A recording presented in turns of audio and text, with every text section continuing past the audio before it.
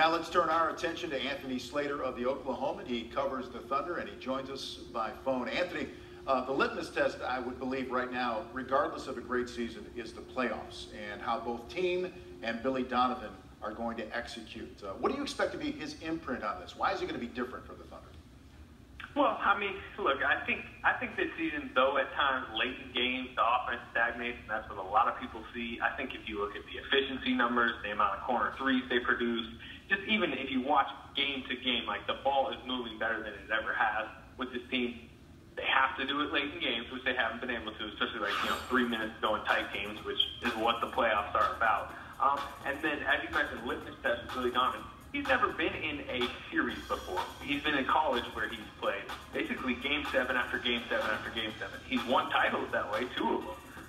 But how is he going to adjust against like a Greg Popovich potentially in the second round when they're up 2-1 or down 2-1 after Popovich makes a big adjustment? That's where I think his season is going to be graded, and it's where he's a newbie.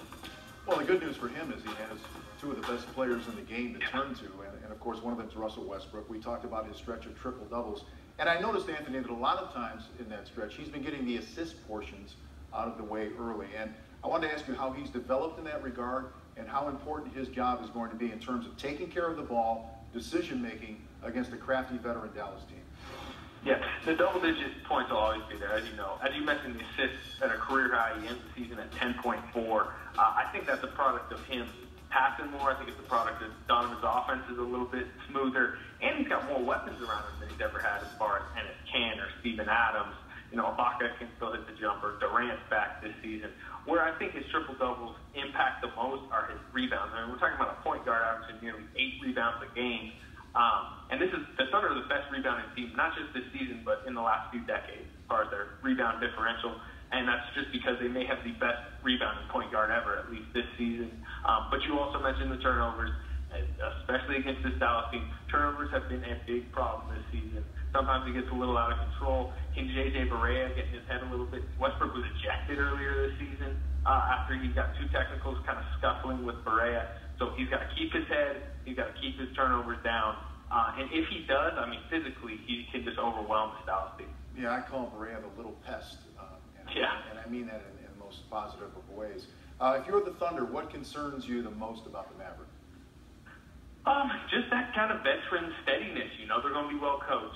They're going against like a young front line of Ibaka guard at times, maybe even they call it, but I'm sure Adams will get it. Maybe even Canner at times. Can they stay down on pump fakes? Can they, can they stay on at the 3-point line instead of helping because their scheme may tell them to help, but you can't leave there. It's just you gotta play smart basketball against this Mavericks team.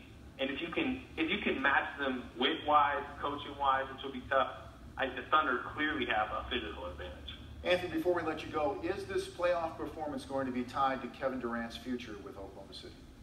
There's been some reports out there that it's like an ultimatum type, like they have to get to the finals or else they'll leave. I don't think it's in a sense that like they have to get to a certain point, but I do think it's tied to like they need to play well. If they can get by the Spurs in the second round and face the Warriors and take the Warriors to 6 or 7 and they're looking really good, the Warriors are just too good because they're historically good. I mean, as long as Durant can look back and say, hey, they're building something here. Steven Adams is, he's really developing. Enes Kanter fits in well. Russ is playing well. Do I really want to leave that to go rebuild in L.A. or try to latch on in Golden State? So I just think they need to play well enough for him to know that he could potentially win a title down the road. They don't necessarily have to win it this year. All right, very good. Anthony Slater, thank you so much for the information, and I'm sure we'll be talking to you down the line in the playoffs. Thank you.